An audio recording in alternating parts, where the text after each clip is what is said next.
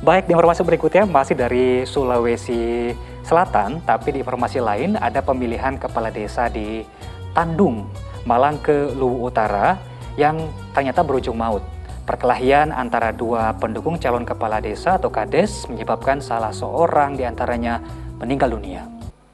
Kenapa agak lambat ini? Keributan terjadi usai penghitungan suara pemilihan kepala desa di Desa Tandung, Malangke, Luwu Utara, Sulawesi Selatan. Seorang warga tewas ditusuk dengan senjata tajam jenis badik setelah terlibat perkelahian. Kejadian bermula saat pelaku sedang berada di pinggir jalan usai penghitungan suara. Di jalan tersebut, korban mengendarai motor trail dengan knalpot bising. Pria berusia 46 tahun itu juga berulang kali tancap gas dengan menatap pelaku. Merasa tersinggung, ia lalu mengejar salah satu pendukung lawan calon kepala desa itu hingga terlibat duel. Korban yang tewas di lokasi langsung dievakuasi petugas ke rumah keluarga, sementara pelakunya langsung ditangkap aparat. Ejeknya seperti apa, Bang? Kendaraan itu digeber-geber gasnya, kemudian melakukan tatapan ke muka tersangka. Jadi tersangka menganggap itu suatu ejekan, ketersinggungan. Polisi mengamankan barang bukti senjata tajam jenis badik dan parang. Sementara pria berusia 35 tahun ini terancam hukuman 15 tahun penjara. Wahyudi Baso melaporkan dari Kabupaten Luwu Utara, Sulawesi Selatan. Ya, sangat disayangkan kalau dari niat awalnya pendukung ini kan harusnya support terhadap calon kadesnya untuk memajukan masyarakat. Ini malah terjadi perselisihan hingga berujung tewasnya salah satu pendukung. Ustaz, kita sering mendengar pemilihan kepala daerah ini kan kerap menimbulkan masalah sesudahnya. Nah, dalam Islam sendiri bagaimana cara menentukan atau memilih pemimpin secara adil dan juga benar agar tidak terjadi kericuan semacam ini? Ya tentu sebetulnya ya kalau kita lihat berdemokrasi ini salah satunya juga secara dalil-dalil fikih ini kan juga dilaksanakan atau dicontohkan oleh para sahabat ya. Ketika bagaimana pemilihan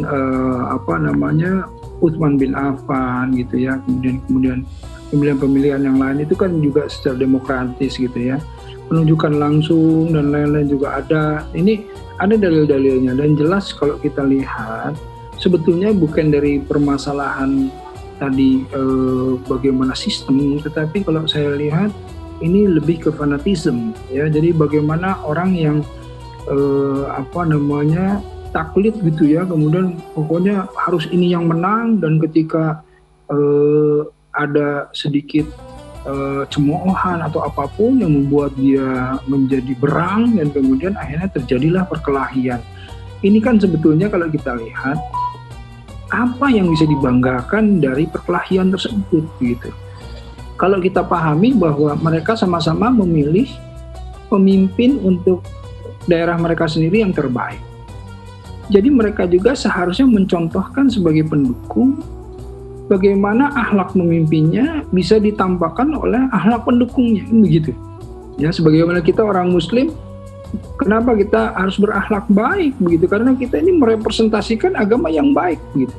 Kalau kita tidak berakhlak baik, bagaimana kemudian pandangan orang terhadap agamanya? Padahal ini agama yang baik, kan sama seperti itu kurang lebihnya, gitu. Karenanya harus merepresentasikan para pendukung itu, para calon pemimpin yang baik, yang akhlaknya baik. Coba lihat tuh, calon pemimpin ini pasti baik. Kenapa? Pendukungnya juga baik semuanya, soleh-soleh semuanya gitu ya. Nah jadi kan disitulah terlihatnya. Tapi ini justru malah kemudian di luar batas, malah kemudian menampakkan akhirnya orang tidak mau ikut di dalam dukungan terhadap mereka. Karena apa? Karena mereka ini juga sudah di awal mengkhawatirkan,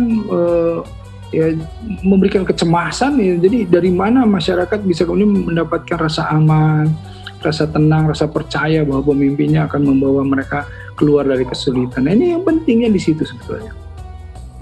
Kita sebagai pendukung paslon misalnya Ustaz, kadang-kala kita menggunakan kacamata kuda yang tidak mau melihat sisi kiri kanan. Jadi kalaupun ada kekurangan, tidak melihat itu sebagai bentuk koreksi. Nah, jika memang ada perselisihan, sebaiknya bagaimana cara kita menyelesaikannya Ustaz?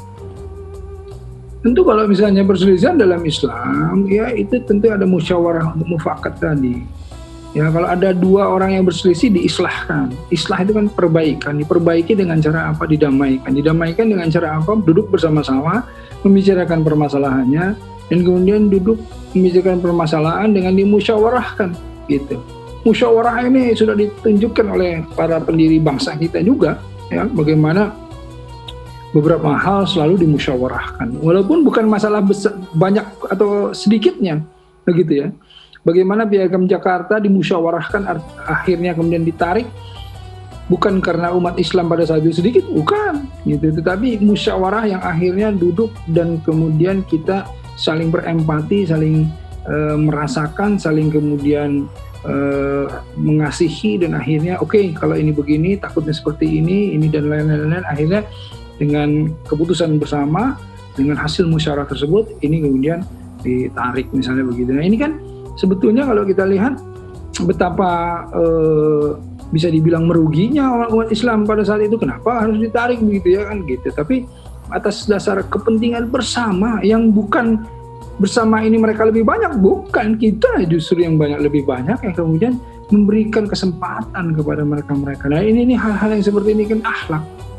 Tidak mungkin ini akhlak ini tidak dipunyai oleh masyarakat Indonesia saat ini, karena founding fathers kita, kakek-kakek kita, orang-orang tua kita ini orang-orang tua yang berakhlak baik semuanya gitu. Kita tinggal bersabar sedikit dan mengikuti milah mereka atau mengikuti cara-cara mereka.